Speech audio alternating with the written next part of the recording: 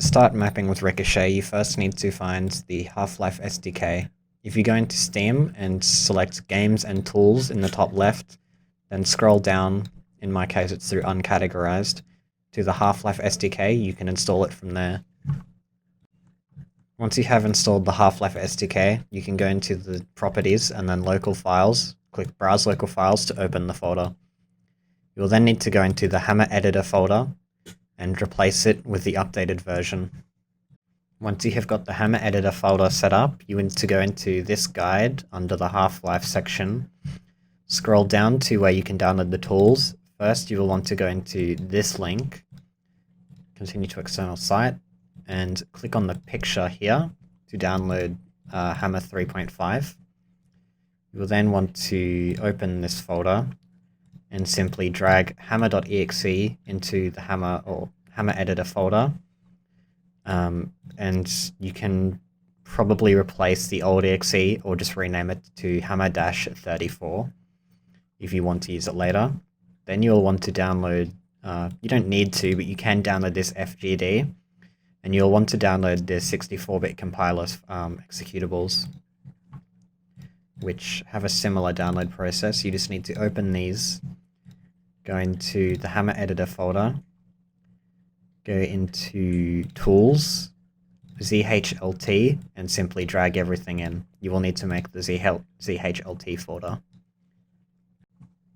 To open Hammer, simply double-click the .exe file and it will open up for you. Now, for an example of what a completed map would look like, here is one of my own called RC Snake. This is meant to be for deathmatch, and you can see the skybox at the top, triggers on the side and bottom, bouncers, and the pads as well, with the launchers. The green boxes are spawn, blue is a power up, and this pink is a info Ricochet object. To create a new map, simply press Ctrl-N on your keyboard and then go to Tools, Options, Game Configurations, click Edit and add a new one called Ricochet. For your game data files, you will need to go into Hammer SDK, Hammer Editor, FGD. For the first one, you want to go to the Ricochet FGD, and then another one for the Half-Life SGD. Texture format and map type stay the same, so does default point entity and solid entity. For the game executable directory, you will simply need to go through your Steam files, Steam apps, common, down to Half-Life, and click OK. For the mod directory, you want to do the same thing again. Steam apps, common, Half-Life, and select Ricochet. For the game directory, you simply want to do the same thing again. Common, Half-Life, and then select Valve. RMF directory, you can leave blank, and then click Apply. For build programs, you simply want to go to the game executable, which will be in common Half-Life hl.exe. For the CSG, simply click Browse, go into your Half-Life SDK folder again, go into Hammer Editor, Tools, ZHLT, and HLCSG. Repeat the same for each of the folders, or each of the programs, which will all be named accordingly. For place compiled maps in the directory before running the game, you want to once again go into your Steam files, Steam apps, common, Half-Life, Ricochet, go into maps, and then simply select that. Then you can click OK to finish setting up. To start your map out, you will need to create a skybox object. To do this, click Browse in the top right, find the texture called Sky, and then select the Brush tool, drag it around the center of the map, which will be indicated by the blue lines in the Hammer Editor, and then click Enter. To finish the skybox, simply select it, go to Tools, Make Hollow, and select a negative number. I use -32. To create a basic platform, go to the brush tool, in the categories, go to primitives, make the object a cylinder with 20 faces. To finish creating the pad, simply mark out a box that is 256 by 256 along the X and Y axes. On the X and Z side, reduce it down to 16 units, and then click enter. This will form the start of your cylinder. Select the cylinder and go into the texture face properties, select the top, set the current texture in browse to one of the disk textures. Click apply, simply select fit, and then in the mode click apply texture plus values and do that to the bottom. Go back to select and select one of the sides. Go to browse, and for the blue ones you'll want to select the texture down near the bottom, simply called trim blue 1. Click apply and fit, then go back to the mode apply texture plus values and go around each face. Next you'll want to select the pad, hit Ctrl T, and then change it to be a funk wall.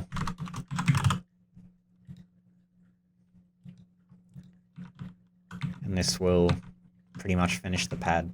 You can then copy paste it anywhere you want on the map. Once you have the two pads, you'll need to create the first few entities that you'll need for your map. So you'll want to go to the entity brush or entity tool, click anywhere, hit Alt Enter, and type in info_ricochet. You can then drag this out of the way of your map. Next, you'll need to create another entity, Alt Enter again, and make it info player deathmatch. You'll want to raise it up above the platform, and then you can rotate it by clicking in the hammer and dragging it to the side. Control C, Control V, place it above the platform again, and onto the other one. These will serve as your players' spawn points.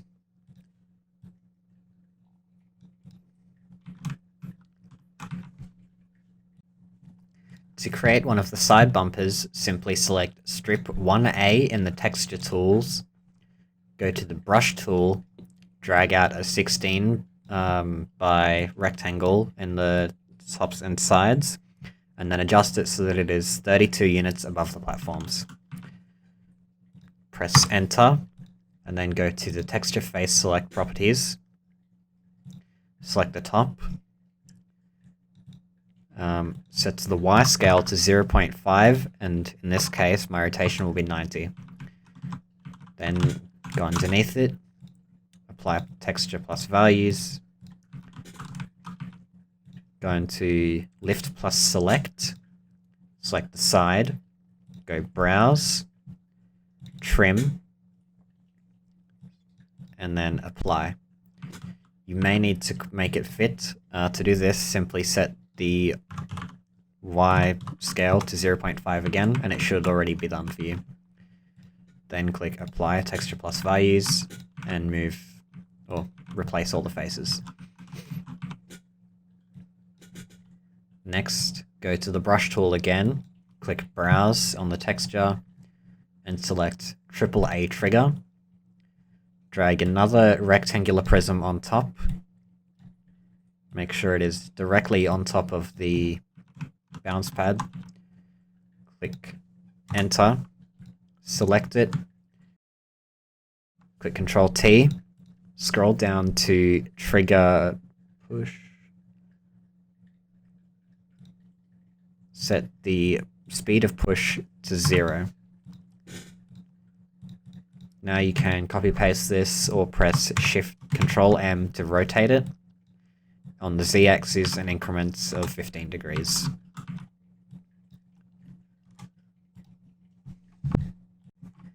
To create one of the launch pads, simply go into Map and turn off Snap to Grid, which can also be done by pressing Shift W. You will also want to make sure that Texture Lock is enabled in the Tools section. Zoom in on the pad you wish to edit to have the launch pad on. Select it in the 3D view, go to the Clipping tool, and then make sure that the dots are on the corners of the cylinder. If it's not exactly in place, simply press Shift X to switch which side gets clipped. Press Enter, and you will have your trimmed launch pad ready to be set up. To build the actual bumper, you'll first want to select the sky texture back in here, go into the brush tool, and drag it along this face, and make sure that the size is 80 by 36 units. You'll also want to make sure on this that it is in line with the platforms, and 16 units tall to start with.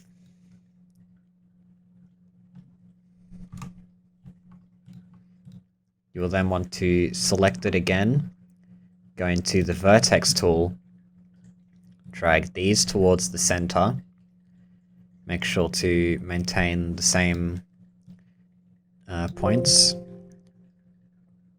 Merge the vertices. You can then also select the vertice on the bottom, drag that up to merge it with the top, and then push this 16 units up, being sure to keep it in line with how it started. Go back to the Select tool to finish merging the vertices. Next, you will want to go to the Face Properties tool, go to the texture, or click Browse, and you'll want to select the texture 0, arrow 1. Select the top, apply, and then fit with center justification. You can then click Apply Texture Plus Values to the bottom. Go to Select on the sides. Browse for the texture 0, square 1. Set the rotate. Select 0, square 1. Apply. Rotation of 180 degrees, and then press Fit. And then apply Texture Plus Values to the other side. To make the launch pad launch, you will need to create a brush with the AAA trigger. Drag it over your pyramid. I like to go a few units out from it. Make sure it covers the top. And then press Enter. Select it. Press Ctrl T. And then change it to a trigger jump. It will have a target and a height. To create the target, go to the Entity tool. Select or place it where you want to land. Alt Enter and set it to Info Target. Give it a name. So for this one, we'll just call it Land 1. Go back to the trigger jump. Set the target name to Land 1, and the height I'll just leave at 128 for now. This will, in-game, when you collide with this box, which you won't be able to see, you will then be launched towards the target. To do it again for the other side, simply copy-paste info target if you so wish. Line it up with the box. Alt-Enter. Give it a name. You can then copy-paste this, and need to make sure that texture lock is enabled here or it will mess things up. Control-C, Control-V. Drag it over. Make sure that the dots line up where you want them on the other side. Control-M. Rotate it on the Z-axis 180 degrees. Then select the box you wish to trim it from. Clipping tool. Highlight the edges, Shift X, press Enter. Then again, Alt Enter on this trigger and set the target to Land 2. To rotate the launch pads to fit the corners, simply copy paste an existing one, make sure that texture lock is turned on, align it with the pads, and then for each one you'll want to rotate it 18 degrees on the Z-axis. So this will fit between top and there. You get the idea. So to say we want to move it 3 along, we'll rotate it 3 times 18. The dots should just about line up with where you want it to be on here, especially when going from this one to this one, otherwise you might have some wonky geometry. Then simply select the pad you wish to trim the walls off, go from dot to dot, and remember, press Shift X if you don't have the right side selected to be trimmed. And then again, just set the launch, get an info target and set the launch target in the Alt-Enter menu. If you wish to set your map to Arena, you will need to go into Map, Map Properties, disable Smart Edit, add a range, make the key No Arena with the value of 1, and that will make it a deathmatch map. To finalize the map, you'll want to enter Map, Map Properties, set the name to whatever you wish for it to have, and the environment map to disk.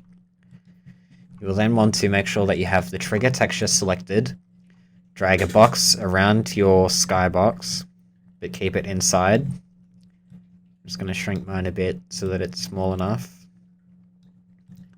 Click Enter, select it in the 3D view, Control T, and set it to be a trigger full. You'll then want to create another trigger entity around the map, so make sure to keep it within the play area. Press Enter, select it, Tools, Make Hollow, give it a value, and then press Control T, and it should by default be a trigger disk return. You can just leave it like that. Then, to compile the map, you'll want to save the map into your maps folder as the RMF, click Run, set Run GST to normal, Viz to normal, BSP to normal, and Rad to no, because there's no light entities in the map. Click OK, and it will compile. To add a power-up, simply create an entity, select the entity, drag it to where you wish it to be, Alt-Enter, and call it Item Power-Up.